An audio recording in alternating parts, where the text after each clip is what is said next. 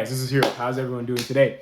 Aaj wala kimcho. Aaj sab kaise ho. So today I'm discussing when a Mahadasha or any Dasha, Antardasha, Prashantar Dasha, when a new planet starts giving its effects, okay? Or when Dasha, you can say, like, really starts. I've heard this. Like, a lot of people have been asking me this lately, so I'm deciding to just make this video. Now, one thing you need to understand is that the transition from Dashas to Dashas, like Mahadasha, Antardasha, Pratyantardasha, whatever, it's a smooth process, okay? It's not like when you go from, Jupiter to Saturn.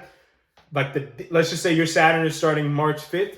On March 5th exactly, your Jupiter is over, throw it in the garbage, and then take your Saturn, and boom, only this. It's not like that. It's a very smooth progressional shift, okay? This is why the order of the Dashas are always in the same order. It's not like, one person is going from Jupiter to Saturn, the other is going from Jupiter to Moon. It's not like that.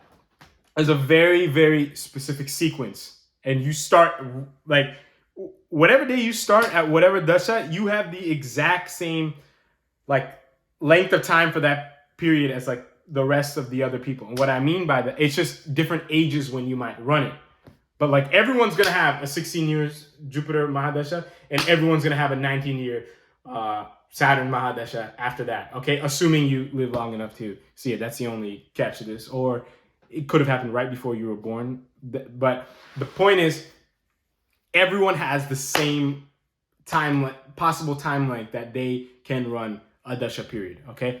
And the reason for this is that it's a very smooth transition, okay? But this was just the best way our sages and stuff could explain this progression of energies to us through this Dasha system, okay?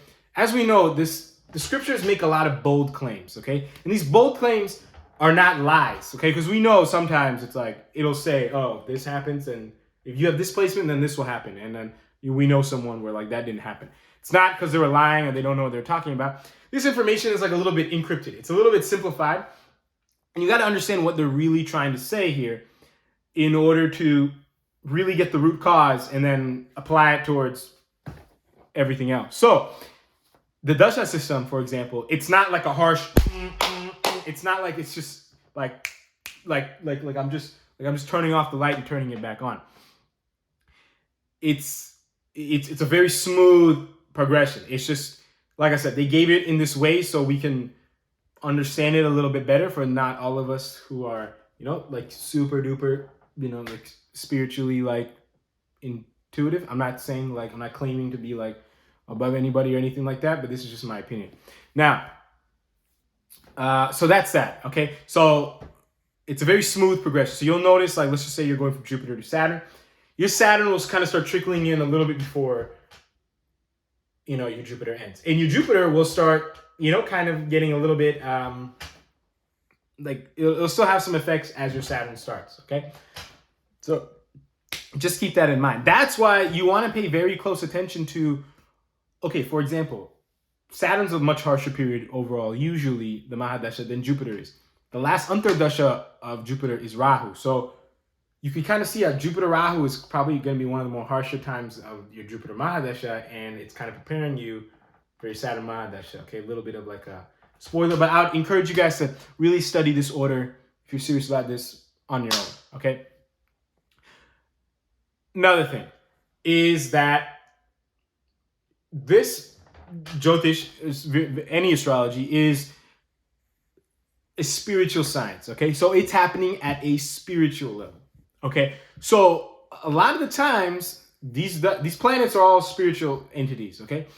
From an astrological sense. So they are showing, okay, yeah, everything is happening spiritually, but we know that sometimes, I'm not going to say there's a disconnect, but there's, like, the spiritual affects the material and the material affects the spiritual, but it's not like whatever happens here is what happens here, okay? This is why, it's not like the dreams you have are directly gonna, like, it's not like literally you take your dreams literally. It's like you got to encode them spiritually, okay?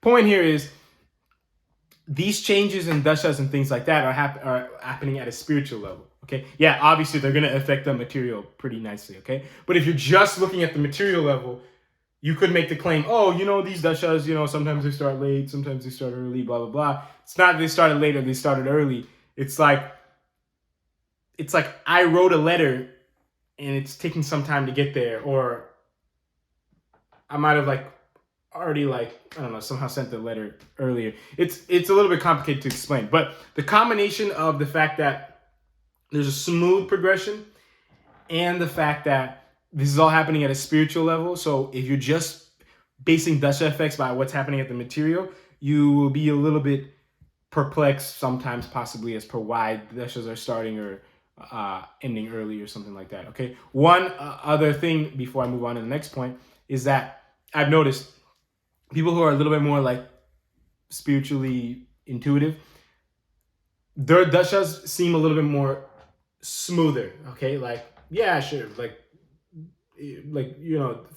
just say you're about to start a new Mahadasha, the effects will come in a little bit before, and once you start it, the previous Mahadasha will still fade away with the effects, but it's a little bit more smooth. Versus someone who's not, it could start early, late, it's a little bit unpredictable, and it usually has a harsh start because they're only looking at it from what's happening, okay? And they're not understanding any of the spiritual lessons, so certain karmas have to unfold itself very strongly, okay? Especially when it comes to those dashas that we don't really like, okay? One thing I want to touch on is the whole smooth thing. I personally look at Mahadasha, Antardasha, and Pratyanta. That's enough for me. But some people go way, way deeper, like 2-3 levels deeper than that. And the reason why they're able to, I wouldn't really recommend this, if I'm being honest. I'm not saying anything wrong with it, but I wouldn't recommend it. But because it's just too much going into it. Some Pratyanta dashas barely last, not even a month. So they go deeper than that, especially when you don't even know the exact second you were born and stuff. You don't need to focus on that, in my opinion. But let's just say there's people that go deeper than that, and the reason why they're able to grasp some tangible conclusions is because they understand that and I even understand that there's a smooth progression of the dasha. So this is their way of making it as smooth as possible, really seeing as frequent as possible how things are changing. Hope that made sense. Moving forward to the next point is that sometimes there could be a certain planet that okay, first of all, before I touch on this point, sometimes you could look at your own chart and think the planet's going to give certain results, but it doesn't. But something else gives the results, but it's just a little bit after, a little bit before, a dasha change, and then you think it's that dasha planet, but it's just late or early or whatever. Okay, there's usually one or two reasons why people think like this. One is because of there was actually a pratyanta dasha change or something, a little bit before, a little bit after, and that caused it. But because it was just so relatively soon or before before or after the dasha change, that you thought it was the Mahadasha planet itself. Let me give you an example. Let's say you started your Jupiter Mahadasha, okay, in beginning of June. 3.5 months later, so that would be mid-September, you start your first Saturn Pratyanta of Jupiter Mahadasha, okay?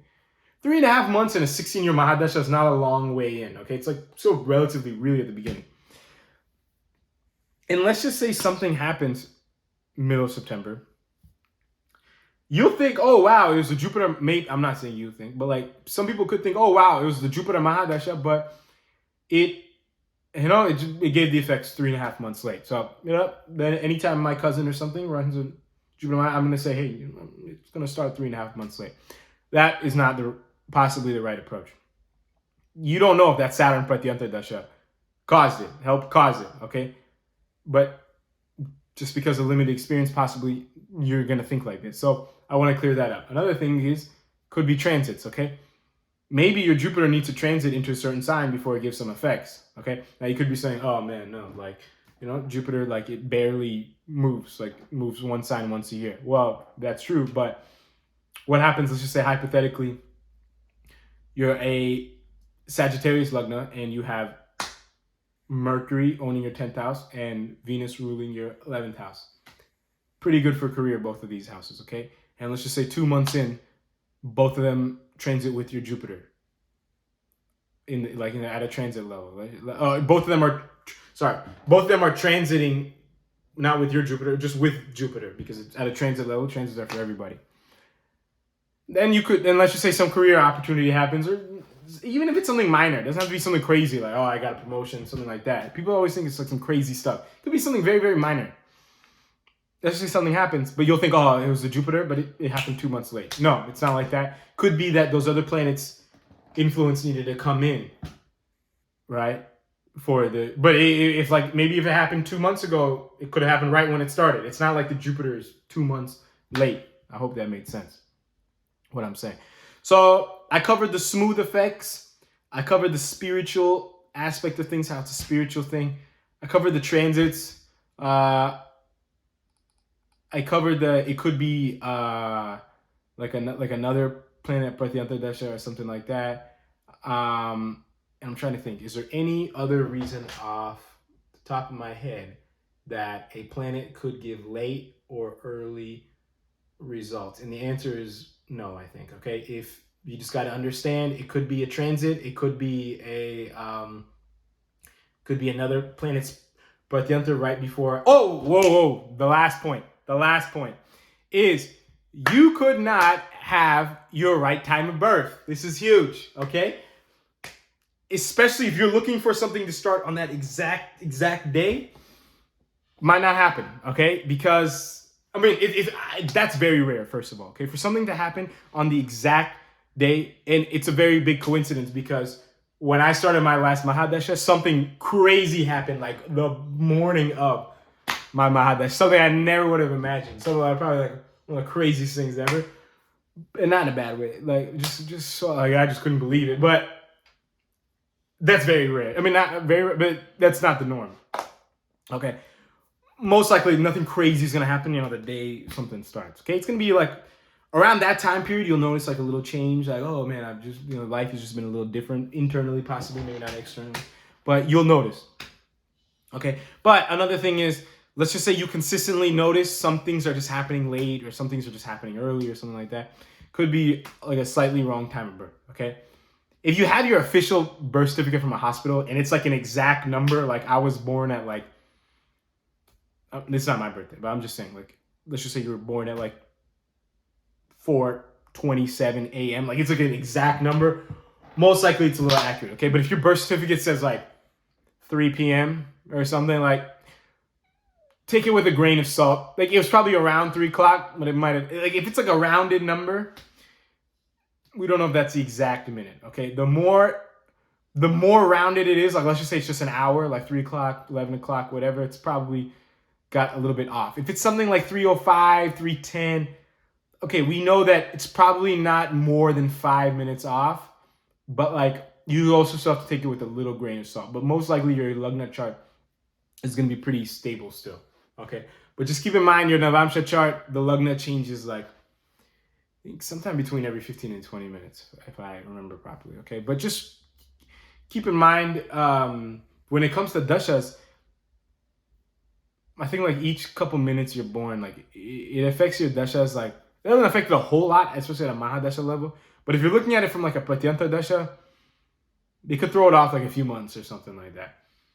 I'm not sure if a couple minutes can, but just do your research. Like, oh, if I was born a minute later, a minute before, like how do my dashas change, especially if you had one of those rounded numbers on your birth time, okay? So just want to make that clear. Yeah, so I think that's everything I have to discuss. If you have any questions or comments, you can always feel free to let me know. And until next time, I'll talk to everyone later. Thank you guys all so much for watching.